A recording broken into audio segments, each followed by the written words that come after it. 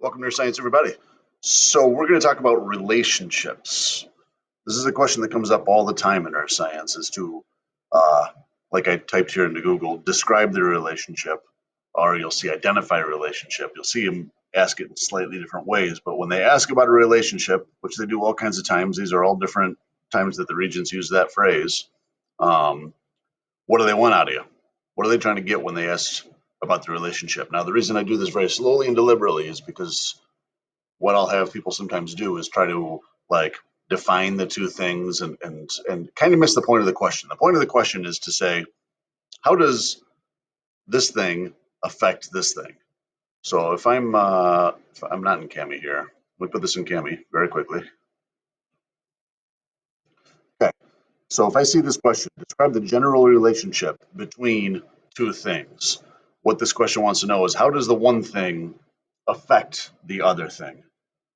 A lot of times I used to do this a lot more deliberately is say underline the things, and if you don't want to do that, you don't have to do that, but let's do it just to get ourselves warmed up and kind of think about how this works. Describe the general relationship between depth and average temperature.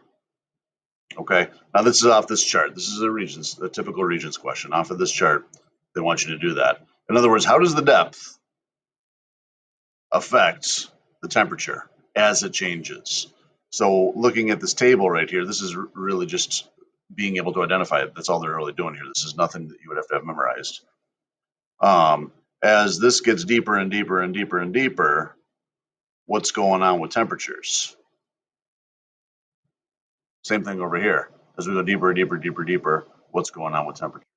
That's what they're going to want you to do. Let's look at one. We'll come back to this in a minute. Let's look at one that's like very, what I would say is pretty easy and obvious. Identify the relationship between hours worked and money earned in an hourly job. So we're not doing earth science here. We're doing something just to make the format of the question seem like it's easy, right?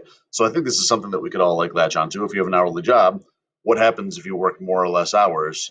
What happens to your money earned? Okay. So we're always going to answer these the same way. We're going to say as, and then you take that first variable and you stick it right in there. So as hours worked does something, as it changes. Now this is where you have a little bit of flexibility. You can either tell me as it increases or as it decreases. You can answer both and be correct. Let's start with increases. So as hours worked increases. So if you work more hours, what happens to money earned? Well, it also increases. If you wanted to say, hey, Mr. F, I didn't want to say increases here. I wanted to say decreases. I want to spell it right. As hours worked decreases, if you're working less hours, what happens to your money earned? Well, that also decreases. So these are both, and I'm going to learn to spell in a year now. These are both correct answers. You don't have to tell me both, and normally, but just to show how this works, as this goes up, this goes up. It's what we're going to call a direct relationship, though I'm not really too concerned about that terminology today. Okay. See how that works? And that's how the two affect each other. So again, some people will try to like define this. Like you see science words, you think, oh, this is I got to do definitions, right? And define this. It's not. It's just how does that thing affect that thing? And if we stick to this format, as one thing changes, the other thing changes like this, then you're good. Do it every time. We're going to do it all year. This shows up in like every unit, these relationships. Earth science questions through the regions love this because with everything we got to learn, it's all how does this thing affect this thing. If the sun's up longer, like in summertime, you notice the sun's up till like 8 o'clock at night, 9 o'clock at night in the summertime, what happens to temperatures? And then we get down into winter, right around Christmas, the sun is pretty much set by the time you get home from school. So what happens to temperatures then? The longer the sun is up, as we increase the sunlight, we increase our temperatures. All right. You may have to graph it as well. I'm going to zoom this in a little bit. And, hint, hint, do this in Cami if you're ever like, if the things are too small. Or in your Chromebooks, if you do Control Plus, you can make things large, Control Minus to make them small again. Let's look at what this looks like graphically, which also is going to show up here from time to time. When I had to do this back in the day, I would start by just plotting some points. Here's a handy way to do points here in Cami, and you're going to be doing a lot of them. If you make the thickness of the pen like 8, 10, something like that, Maybe that's a little bit big because I'm so zoomed in. Then you can just click once for a little point, and that's going to make life easy. So let's do that. So let's think about this here. If I work increasing hours here and I have increasing money here, what would this look like graphically? What would this relationship look like? If I don't work many hours, if I don't go up very much on the hours axis, I only work a couple of hours, that means I'm also not going up very much on the money axis. Not many hours equals not much money. Whereas if I go up a lot on the hours axis, I work many hours, that means I'm going to get more money. So I go up high on the money axis as well. And I get a point like that. And if we play connect the dots, probably a little straighter line normally, but that's okay. That's an as this increases, this increases. That's a direct relationship. More hours, more money. Cool. Let's look at what happens the other way. What is the relationship between your speed and the time it takes to get somewhere? So I give you a little bit less of an outline here because eventually you'll have to do them on your own. And again, if you're into this, speed and time it takes to get somewhere, that's long. I'm going to call that ETA, estimated time of arrival, if you've never heard that code, so I can write less. So as, start with the first thing, my speed, and then it's your choice, increases or decreases. Let's go increases. As I go faster, what happens to the other thing? I'm going to change colors just to kind of make it stand out as the two-parter. What happens to the time it takes to get somewhere, or my ETA? My ETA, I'm going faster, the time it's going to take me to get somewhere is actually less, decreases, right? If I had to walk from here to here in Pulaski at the school to Tops, it would take me some amount of time. If I got on a bike, I'd be going faster, so it would take me less time. And if I got in a car, I'd be going even faster, so it would take me even less time. As one goes up, the other thing goes down. This is what usually we call like an indirect or inverse relationship. Again, I'm not too panicked about that vocab.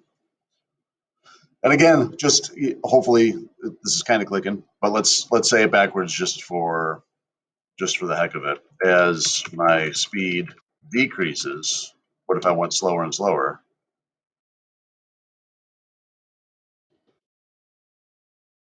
Talking and spelling has always been a thing with me. There we go. Decreases. As my speed decreases, my ETA increases. Okay, inverse, backwards. So let's graph that. Look back at that Regents question, and I'll tell you your job here, what you got to do. So if I go, if I don't go very fast, if I have a low speed, I'm going to have a long time of arrival. Whereas if I'm going really fast, I have a short time of arrival. So graphically, this one looks like this. All right, those are the big two. In earth science, you don't have to draw these. There's occasionally things that don't affect it at all. That's almost never the answer. And then there's occasionally things that go up and down, like the sun rising and setting through the course of the day, or tides going up and down, seasons, things like that. We'll get into cyclic relationships too, but I don't really want to panic about that today. Don't even write those. Today, let's just say either as the first variable goes up, the other one also goes up, or as the first variable goes up, the other one goes down. So let's look back to here. Here's some Regents work, some stuff that we've never talked about in class, temperatures and soils and what's going on here.